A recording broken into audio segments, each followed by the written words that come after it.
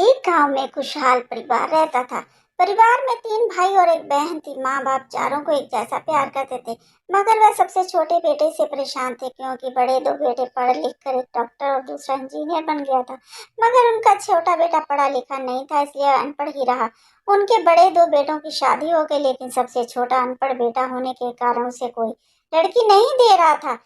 छोटा बेटा थोड़ी बहुत मजदूरी करके पैसा कमाता। बेटी की भी एक अच्छे घर में शादी कर दी गई थी, लेकिन सबसे छोटा बेटा अभी कुंवारा ही था। थोड़ी बहुत ही मजदूरी कर लेता था, इसलिए माँ बाप उससे बहुत परेशान थे। तब भी उनकी बहन जब मायके आती तो पहले अपने डॉक्टर और इंजीनियर भाई के पास ही जाती थी। छोटे भाई को बहुत कम मिलने आती थी क्योंकि वह उसे ज्यादा पैसे नहीं दे पाता था। फिर भी वह अपनी बहन को बहुत प्यार करता था।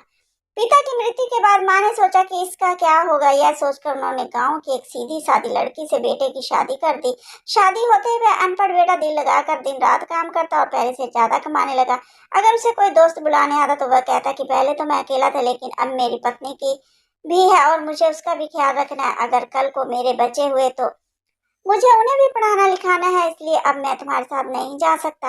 और अपने काम पर ही ध्यान लगा कर रखता था। अब दोनों बड़े भाइयों ने आपस में सलाह की कि अब हमें जायदाद का बंटवारा कर लेना चाहिए और उस अनपढ़ भाई से अलग हो जाना चाहिए, क्योंकि वह हमारे बराबर का नहीं है। माँ के लाख मना करने पर वे दोनों भाई बंटवारे की जिद पर अड़े रहे और बहन को भी बुला लिया। ग्वार भाई से कहा कि आज तुम काम पर मत जाना क्योंकि आज बंटवारा करना है।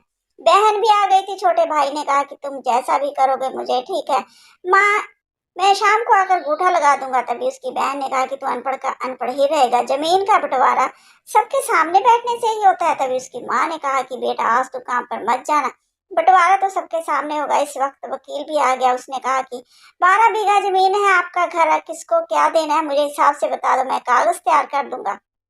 अनपढ़ भाई कहता है कि वकील साहब 5-5 बीघा भाइयों को दे दो, बाकी की मेरी माँ को, और यह घर मेरी बहन के नाम कर दो। उसके भाई और बहन पूछते हैं कि तू कहाँ रहेगा।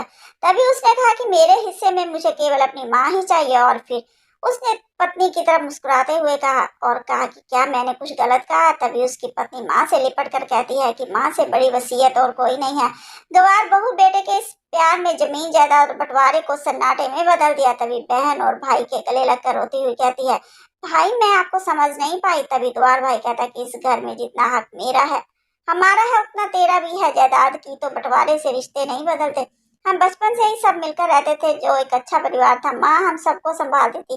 तभी उसके दोनों भाई बहुत शर्मिंदा, उन्होंने बंटवारे के कागजों को फाड़ दिया। उसके साथ ही मिलकर रहने का फैसला किया। अगर आपको कहानी अच्छी लगी हो तो प्लीज लाइक सब्सक्राइब कीजिए। धन्यवाद।